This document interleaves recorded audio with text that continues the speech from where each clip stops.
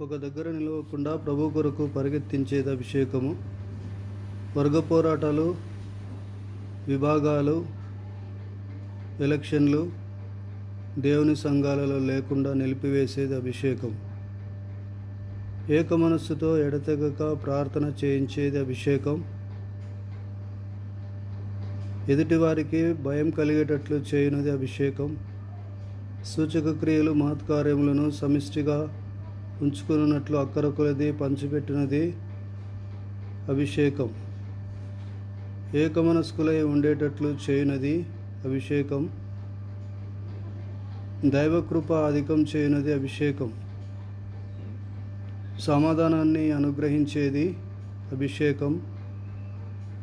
ఎదుటి వ్యక్తిని గురించి మాట్లాడకుండా చేయనది అభిషేకం. అన్నింటినీ ఓర్చుకుని సహించుకునేది అభిషేకం. God bless you all.